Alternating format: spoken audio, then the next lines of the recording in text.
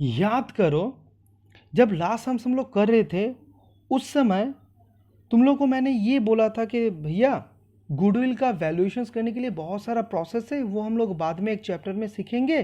तो अभी के लिए जो एक सिंपल प्रोसेस मैं यूज़ कर सकता हूँ, उस प्रोसेस से अभी के लिए सम्स को करने के लिए गुडविल डिटरमाइन करना है, तो मैं वो एक प्रोसेस मैं अडॉप्ट करके अप्लाई करके मैं निकाल लेता हूँ गुडविल का वैल्यू, मगर बाद में हम लोग सीखेंगे। तो ये कुछ तरीका से एवरेज प्रॉफिट डिटरमाइन के लिए उस जगह से गुडविल यार्ड ऑफ परचेस करके वैल्यू ऑफ गुडविल डिटरमाइन कर लिया। तो तुम लोग ये मुझे पूछ रहे हो कि भैया एक काम कीजिए, लास्ट जो सम्स हुआ है उसमें जितना भी कंसेप्ट है वो तो क्लियर हो चुका है, तो एक काम कीजिए ना, ये जो गुडविल कंप्यूटेशन है ये तो हम लोग का अभी तक ये क्लियर नहीं हुआ है ये कंसेप्ट। तो एक काम कीजिए, अभी यही चीज़ को पहले हम लोग को समझाइए, तब हम लोग बोल पाएंगे कि जो सम्स हुआ है पीछे में पूरा फर्स्ट टू लास्ट सब कंसेप्ट हम लोग के दिमाग में पूरा क्लियरली बैठ चुका है। तो तुम लोग का ये सजेशन से मैं क्या स्टार्ट कर रहा हूँ, यही वाला चीज़ स्टार्ट कर रहा हूँ, वैल्यूएशंस ऑफ गुडविल। ठीक है, अब ये अगर स्टार्ट करूंगा तो तुम लोग को क्या करना है ना, पूरा एकदम कंसेप्चुअली सोचना है। तुम बोलोगे भैया ये तो क्लास 11 से मैं हम लोग सुनते आए, हाँ सुनते हैं, फिर से ये और भी एक बार अप्लाई करना, देखना बहुत इजी तरीका से ये पूरा सेट हो जाएगा दिमाग में। तो पहले ये सोचो गुडविल का मतलब क्या होता है, पहले तो गुडविल का मतलब जानना होगा, उसके बाद ही ना तुम उसका वैल्यूएशंस करोगे। तुम लोग बोलोगे भैया ये सब कुछ हो चुका है, मैं अगर बोलूंगा बताओ तो गुडविल का वैल्यू क्या है, तुम लोग यही बोलोगे कि भैया आप ये बताए थे कि बिजनेस का कुछ एक्स फैक्टर है, जिस एक्स फैक्टर रहने के कारण से बिजनेस को एक्स्ट्रा रेवेन्यू जेनरेट हो रहा है, दैट इज एक्स्ट्रा सेल हो रहा है। किससे? सेम एरिया में सेम प्रोडक्ट जो बेच रहा है, वो जितना बेच रहा है सबसे, वो उन लोग सबसे, ये जो कंपनी है, मान लो ये कंपनी है जॉय एंड कंपनी, ये कंपनी ज्यादा सेल कर पा रहा है सबसे, वही एरिया में सेम प्रोडक्ट सब बेच रहा है, मगर जॉय एंड कंपनी ज्यादा बेच पा रहा है। क्यों? कारण उसके पास ये वाला एक्स फैक्टर है। ठीक है, अब ये जो एक्स फैक्टर है, इस एक्स फैक्टर्स को ही बोला जाएगा गुडविल। तो ये याद रखना, एक्स फैक्टर अगर रहेगा तो इसका इंपैक्ट कहां पे आएगा? रेवेन्यू में, क्योंकि उसका इनकम बढ़ेगा, क्योंकि सेल ज्यादा हो रहा है। तो इसके कारण से इसको हम, ये एक्स फैक्टर को एक अच्छा लैंग्वेज में अगर हम बोलेंगे तो क्या बोलेंगे? गुडविल बोलेंगे। ठीक है, अब ये जो एक्स फैक्टर है ना, ये एक्स फैक्टर क्या हो सकता है? अब तुम लोग बोलोगे भैया ये भी आप बताए थे, मैंने पूछा बोलो तो, तब तब बोल रहा है कि भैया प्लेस हो सकता है, जिस जगह पे इसका दुकान है, हो सकता है मॉल के एकदम एक फेमस जगह पे जहाँ पे बहुत विजिटर्स ज़्यादा जाते हैं, या तो जो मैनेजमेंट स्किल है, मैनेजमेंट एफिशिएंसी स्किल, ये बहुत अच्छा है, या तो हो सकता है भैया जो क्वालिटी ऑफ प्रोडक्ट है, या तो हो सकता है भैया चीप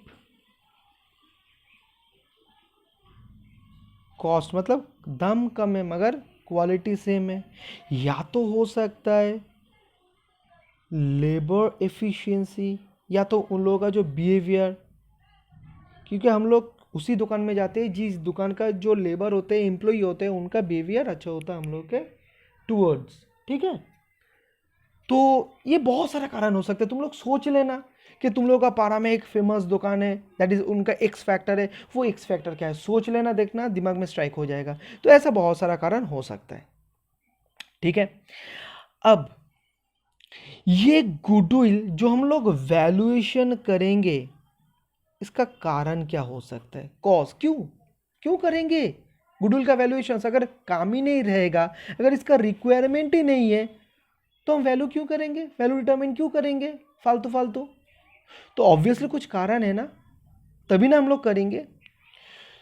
तो तुम बोलोगे भैया ये भी हम लोगों को पता है। अगर मैं बोलूँगा बताओ तो क्यों, तब तुम बोलोगे कि भैया एक तो कारण है कि रिकंस्टिट्यूशन हो रहा है, रिकंस्टिट्यूशन हो रहा है, उस समय गुडविल का वैल्यूएशंस करना होगा। और ये जो भैया रिकंस्टिट्यूशन हो रहा है इसके अंदर में चेंज इन पीएसआर आएगा, इसके अंदर में एडमिशन, इसके अंदर में रिटायरमेंट,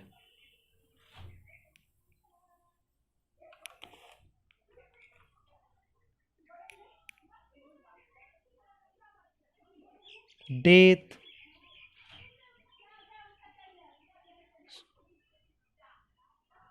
डेथ, और भैया और ये भी हो सकता है कि जॉय एंड कंपनी उसका जो फर्म है उसको वो बेच रहा है, कि जॉय एंड कंपनी वो बेच रहा है, सेल कर रहा है पूरा कंपनी को, किसको, मान लेते हैं रोशन एंड कंपनी को, रोशन एंड कंपनी को बेच रहा है। तो ये जब जॉय बेचेगा तो जॉय के बैलेंस शीट में जितना एसेट और लायबिलिटी होगा उसका तो प्राइस रोशन से रिकवरी करेगा ही, साथ साइड बाय साइड। जॉय ने इतना दिन बिजनेस करके जो गुडविल तैयार किया जिसका बेनिफिट रोशन को मिलने वाला है, एक्स्ट्रा जो रेवेन्यू जनरेट होगा, तो उसके लिए भी तो जॉय को कुछ पैसा लेना है रोशन के पास से, क्योंकि वो तो इंटेंजिबल है। गुडविल जो है, ये जो गुडविल है, सुनना बहुत अच्छी तरीके से, ये जो गुडविल है ये ऑब्वियसली इंटेंजिबल है, क्योंकि इसको हम देख नहीं सकते, इंटेंजिबल है। बट भैया ये तो रियल एसेट है। क्यों रियल एसेट? कारण ये एक्चुअली रेवेन्यू अर्न करने में हेल्प करता है, इसीलिए गुडविल को बोला जाता है इंटेंजिबल बट रियल एसेट, क्योंकि ये एक्चुअली में एसेट है जो रेवेन्यू जनरेट करता है। और इंटेंजिबल क्यों? क्योंकि हम लोग इसको देख नहीं पाते। तो इसके कारण से रोशन के पास से जॉय को कुछ कंसिडरेशंस लेना है गुडविल के लिए, तो इसलिए जो लेना है, ये जितना भी सिचुएशन है और ये जितना भी सिचुएशन है, सब सिचुएशन में ये अराइज हो रहा है, ये रिक्वायरमेंट तैयार हो रहा है कि गुडविल का वैल्यूएशन कैलकुलेट करो, क्योंकि जॉय को चार्ज करना है रोशन के ऊपर के रोशन तुम्हें ये पैसा भी गुडविल के लिए मुझे पे करना है। और ये जो सिचुएशन है, जो चेंजेस इन पीएसआर में हम लोगों को पता चला कि जब पीएसआर चेंज होगा तब ऑब्वियसली कोई पार्टनर सैक्रिफाइस करेगा, कोई पार्टनर गेन करेगा। तो जो गेन करेगा उसको बाद में जाके एक्स्ट्रा बेनिफिट मिलेगा, एक्स्ट्रा शेयर ऑफ प्रॉफिट मिलेगा। एक्स्ट्रा शेयर ऑफ प्रॉफिट पाने के लिए उसको अभी कुछ कंपेंसेट करना होगा, किसको?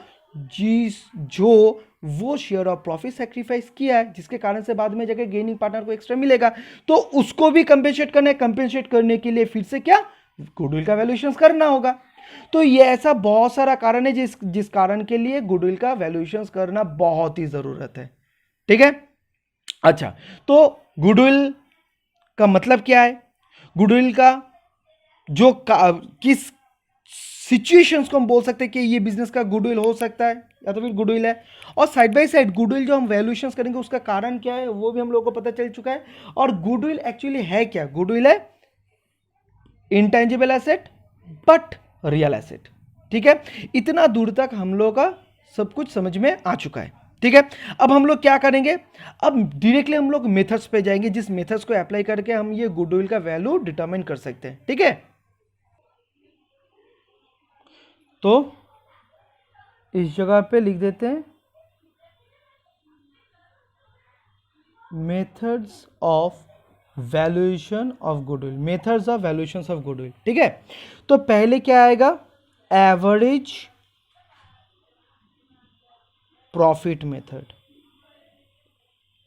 ठीक है, अच्छा, उसके बाद सुपर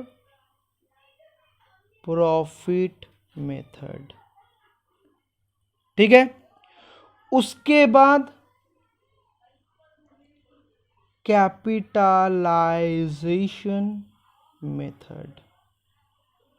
ठीक है, average profit method, super profit method, capitalisation method. अब यही एवरेज प्रॉफिट मेथड को फर्दर क्लासिफाई किया गया है। एक है सिंपल एवरेज प्रॉफिट मेथड, एक है वेटेड एवरेज प्रॉफिट मेथड। ठीक है, और इस जगह पे ना ये कैपिटलाइजेशन जो मेथड है इसको भी फर्दर दो टाइप में क्लासिफाई किया गया है। एक है capitalisation of simple average profit method, और एक है capitalisation of super profit method. ठीक है, तो वैल्यूएशन करने का गुडविल हम लोग के पास कितना मेथड है?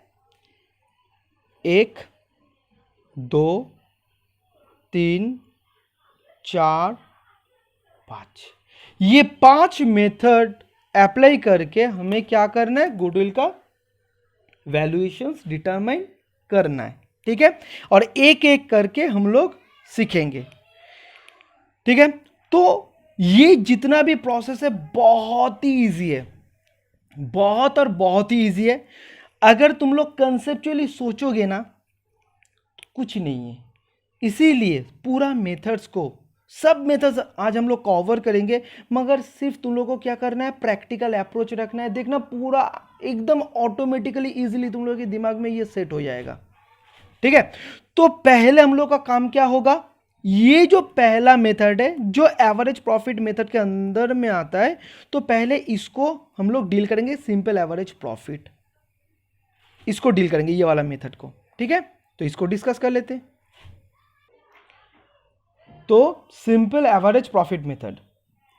अब सिंपल एवरेज प्रॉफिट मेथड में कैसे गुडविल कंप्यूट होता है वो सीखने के पहले जो भी वर्ड्स इस जगह पे है उसको थोड़ा एनालिसिस कर लेते हैं, देखते इसका इससे एनालिसिस से क्या मीनिंग डिराइव होता है। ठीक है, तो पहले क्या है? सिंपल मतलब उतना कॉम्प्लिकेटेड नहीं है, that is not complicated process. ठीक है, not complicated, simple average profit. Average profit का मतलब क्या है? बहुत सारा साल का प्रॉफिट दिया रहेगा, जैसे उस सम्स में 2016, 15, 14, 13 4 साल का प्रॉफिट दिया था और उसका एवरेज मैंने डिटरमाइन किया था गुडविल कैलकुलेट करने के लिए। तो इस जगह पर भी एवरेज प्रॉफिट मुझे डिटरमाइन करना है। ठीक है, इसका मतलब क्या होगा? कुछ ईयर का प्रॉफिट दिया रहेगा, उसको ऐड करके उतना नंबर ऑफ ईयर से डिवाइड कर देना है, तो ऑटोमेटिकली एवरेज प्रॉफिट आ जाएगा। और ये जो प्रोसेस होगा ये बहुत ही सिंपल होगा, इसलिए इसका नाम क्या है? Simple average profit. और मेथड मतलब तो मेथड ही है। ठीक है, कोई प्रॉब्लम नहीं है ना। अब ना एक चीज़ तुम लोगों को मुझे बताना है, बहुत ही प्लीज़ ध्यान देके सुनना। ये प्रॉफिट वाट के बारे में तुम लोगों को बताना है मुझे कि भैया एक चीज़ सोचो, कोई कंपनी में गुडविल एग्जिस्ट कर रहा है या तो फिर नहीं कर रहा है, दैट इज गुडविल एक कंपनी में है या तो फिर नहीं है, ये अगर डिटरमाइन करना है तो कैसे करोगे? क्या करोगे? सिर्फ उनका जो सेल हो रहा है ना वो सेल फिगर देखो, जो कंपटीटर है उस एरिया का उनके साथ मैच करो, अगर ज़्यादा होगा उससे पता चल जाएगा कि इसका एक्स फैक्टर है। अगर एक्स फैक्टर हुआ वही एक्स फैक्टर ही तो गुडविल है। ठीक है, तो देखो अब ये एक्स फैक्टर डिटरमाइन करने के लिए तुम क्या देख रहे थे? प्रॉफिट। बहुत बहुत ध्यान देके सुनना। हाँ भैया, तुम प्रॉफिट देख रहे थे कि जो प्रॉफिट आ रहा है, प्रॉफिट कहाँ से आता है? प्रॉफिट आता है सेल से। सेल से। अच्छा, सेल का और एक नाम क्या हो सकता है? Revenue from operation. ये रेवेन्यू फ्रॉम ऑपरेशन वर्ड का मतलब ये हुआ बिजनेस का जो ऑपरेशन है, दैट इज काम है, बिजनेस का जो मेन काम है, वो काम करके बिजनेस कितना प्रॉफिट अर्न कर रहा है उसी को बोला जाता है रेवेन्यू फ्रॉम ऑपरेशन। ठीक है, तो उसको हम क्या बोलेंगे? सेल बोलेंगे, जो ट्रेडिंग अकाउंट के क्रिएशन में आता है बाय सेल बोल के। ठीक है, और इसको छोड़ के और भी बहुत सारा इनकम हो सकता है एक बिजनेस का, जैसे dividend received, rent received, discount received. वो तो एक बिजनेस का मेन इनकम नहीं है, वो तो इनडायरेक्ट इनकम है, इसलिए वो कहाँ पे आ जाएगा?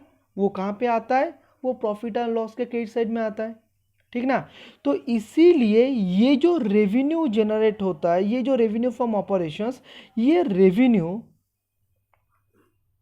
जो हम लोग का फाइनल जो अकाउंट्स था उसी जगह से हम इसको डिराइव कर रही है कंसेप्ट को, कि रेवेन्यू दैट इज पैसा, इनकम आ सकता है दो तरीका से।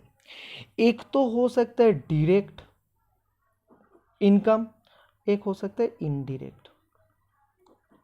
ये जो डायरेक्ट है यही तो ऑपरेशन बिजनेस का जो मेन काम है। जो एग्जांपल मैंने दिया था कि कैलकुलेटर तैयार कर रहा है, कैलकुलेटर बेच के जो आ रहा है, ठीक है, उसी को तो हम बोलेंगे ऑपरेशन। ठीक है, और इनडायरेक्ट को हम क्या बोल सकते हैं? नॉन ऑपरेटिंग, कि ये जो आ रहा है ये बिजनेस का मेन काम नहीं है, ये बिजनेस करके नहीं आ रहा है, ये रेंट एक था दुकान, काम में नहीं लग रहा है, किसी को भाड़ा में दिया है, वो भाड़ा मिल रहा है, तो इसको हम क्या बोलेंगे? Non operating. और इसको हम क्या बोलेंगे? ऑपरेटिंग। तो एक बिजनेस का रेवेन्यू जो पैसा आ रहा है वो ऑपरेशन रिलेटेड भी हो सकता है और नॉन ऑपरेटिंग रिलेटेड भी हो सकता है। ठीक है, अब एक क्वेश्चन तुम लोगों से पूछना है, एग्जाम्पल देके ही मैं तुम लोगों को पूछता हूं। मान लो जॉय एंड कंपनी, उसका जो बिजनेस है वो बेचना चाहता है, किसको? रोशन एंड कंपनी को, रोशन एंड कंपनी को बेचना चाहता है। अब जो जितना भी एसेट और लाइबिलिटी है जॉय एंड कंपनी का, उसके लिए रोशन एंड कंपनी से मांगा इतना तुम्हें देना होगा। रोशन ने बोला ठीक है कोई बात नहीं। अब जॉय बोला मेरे पास जो इंटेंजिबल एसेट है मगर रियल जो एसेट है उसके लिए भी तुम्हें एक्स्ट्रा मनी पे करना होगा। अब रोशन बोला ठीक है, तो उसको तो तुम गुडविल बोल रहे हो ना, तो गुडविल का वैल्यू कितना वो मुझे बता दो। अब जॉय बोल रहा है देखो मेरा जो इनकम है इस साल का वो है, मान लेते 100 रुपीज, ये मेरा इनकम है, रेवेन्यू है, ये मेरा रेवेन्यू है। तो ये रेवेन्यू अर्न करने में हेल्प किया ये x factor that is goodwill. तो इसके ऊपर बेस करके इसको बेस करना है, बेस के हिसाब से कंसीडर करना है, क्योंकि याद करो जो सम हम लोग किए उसमें जो गुडविल कैलकुलेट हुआ था वो कैलकुलेट करने के लिए वो प्रॉफिट को ही मैंने बेस लिया था, उसके ऊपर कैलकुलेशंस करके गुडविल का वैल्यू डिटरमाइंड हुआ था। इसलिए इस जगह पे जो रेवेन्यू है या तो फिर प्रॉफिट है उसको हम बेस में लेंगे। तो जॉय भी वही बोला कि देखो ये वाला मुझे प्रॉफिट हुआ है, ये प्रॉफिट को ही कंसीडर करना है गुडविल कैलकुलेट करने के लिए। अब रोशन बोल रहा है ठीक है तो आप सही कर रहे हैं, मगर मेरा एक क्वेश्चन है आपसे। जॉय बोल रहा है क्या क्वेश्चन है बताइए। रोशन बोल रहा है देखिए आप जो ये 100 ले रहे हैं ना, इसमें ऑपरेटिंग प्रॉफिट 80 है और नॉन ऑपरेटिंग प्रॉफिट 20 है। जॉय ने बोला हाँ तो। तब रोशन बोल रहा है देखिए मैं तो आपका बिजनेस खरीद रहा हूं, तो वो बिजनेस कितना आपको प्रॉफिट करके दिया, सिर्फ आप वो वाला प्रॉफिट कंसीडर कीजिए। अब वो वाला प्रॉफिट कंसीडर कीजिए, क्योंकि आप जो 100 कंसीडर कर रहे हैं उसमें तो नॉन ऑपरेटिंग प्रॉफिट भी है, वो तो बाद में जाके वो नहीं भी हो सकते। जैसे मान लीजिए मैंने आपसे ये वाला बिजनेस खरीदा है, ये जो 20 आप दिखा रहा है नॉन ऑपरेटिंग, इसमें डिस्काउंट रिसीव्ड, ये रेंट रिसीव, ये सब कुछ है जो बाद में जाके नहीं भी मिल सकता है, मगर ये बिजनेस से आपको ये वाला प्रॉफिट मिला है। तो जो गुडविल आप कैलकुलेट करेंगे ये बिजनेस के लिए, वो उस समय आपको सिर्फ ये ऑपरेटिंग प्रॉफिट को ही कंसिडर करना चाहिए।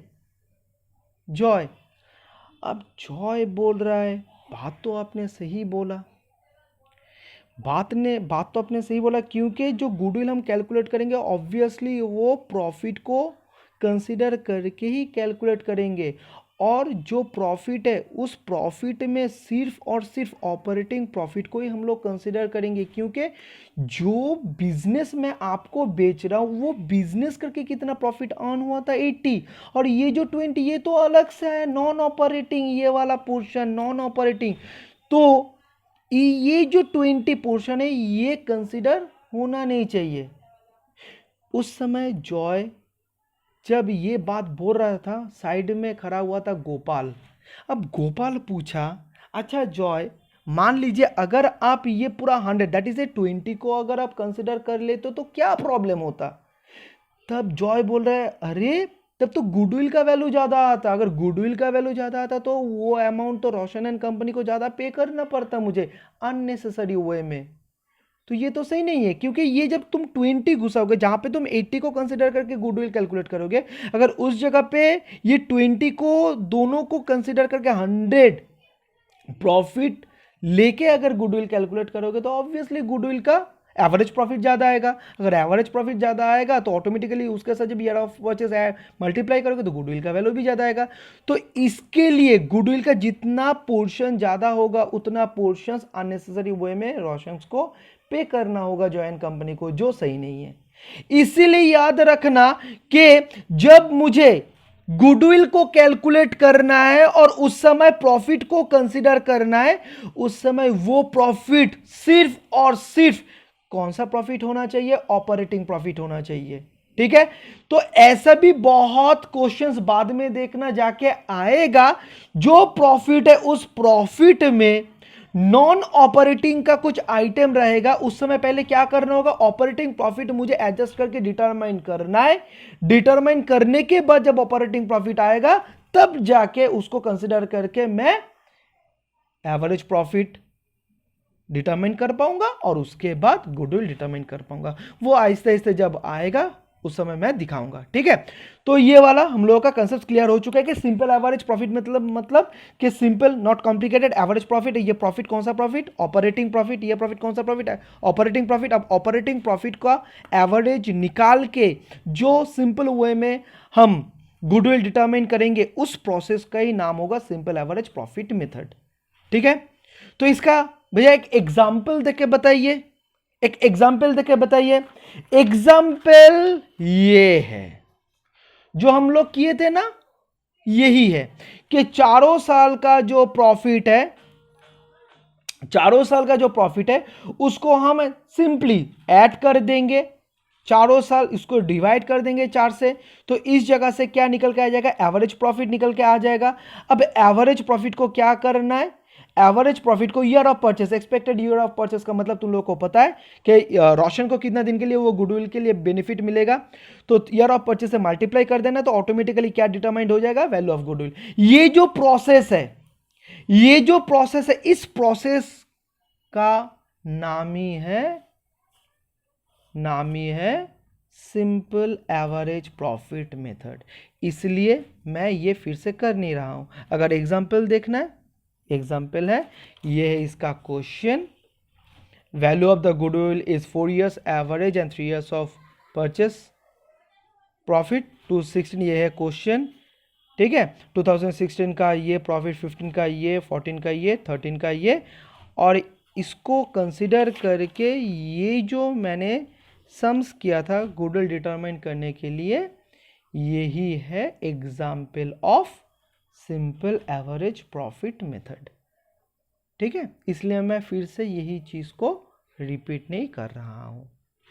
ठीक है, अच्छा, तो इस जगह से ये डिस्कशन से हम लोग का क्या पता चला, ये पता चला कि जब हम लोग गुडविल कैलकुलेट करेंगे उस समय सिर्फ और सिर्फ ऑपरेटिंग प्रॉफिट को ही कंसिडर करना है। बाद में जाके ऐसे बहुत सारा क्वेश्चंस आ सकता है जहां पे प्रॉफिट को पहले एडजस्ट करना पड़े ऑपरेटिंग प्रॉफिट को डिटरमाइन करने के लिए, क्योंकि अगर ऑपरेटिंग प्रॉफिट हम लोग के पास नहीं आएगा तो हम लोग कैसे हम फर्दर मूव करेंगे, दैट इज एवरेज प्रॉफिट कैसे हम लोग डिटरमाइन करेंगे और कैसे गुडविल। जैसे देखो ना, यह है तुम्हारा ऑपरेटिंग प्रॉफिट, ठीक है, इस जगह पे ये भी है ऑपरेटिंग प्रॉफिट, ये भी ऑपरेटिंग प्रॉफिट। मान लो ये जो 7000 था, हो ही सकता था ना इस जगह पे क्लियरली बता दे के 2015 इंक्लूड्स, ये जो 7000 प्रॉफिट दिखा रहा है ये 7000 के अंदर में एक नॉन ऑपरेटिंग आइटम इंक्लूडेड है। जैसे मान लो रेंट रिसीव्ड ऑफ रुपीस कितना, मान लेते हैं 1000, ठीक है। तो ये जो 7000 है, ये 7000 के अंदर में 1000 जो रेंट रिसीव वो इंक्लूडेड है।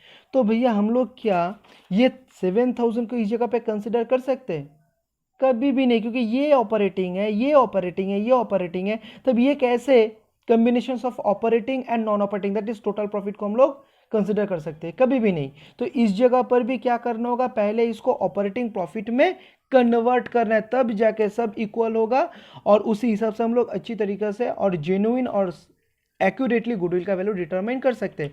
तो इस जगह पे क्या एडजस्टमेंट्स करना है, सिर्फ सोचो, सोचोगे तो ऐसे ये सब चीज क्लियर हो जाएगा, ठीक है। तभी भी मैं एक चीज दिखा के तुम लोगों को मैं समझाता हूं, ठीक है, मैं अभी दिखा देता हूं। मान लो कैसे तुम लोग सोचोगे, ये मान लो पीएल अकाउंट है, ठीक है। इस जगह पे टू नेट प्रॉफिट कितना आया भैया 7000, ये कौन सा ईयर 2015।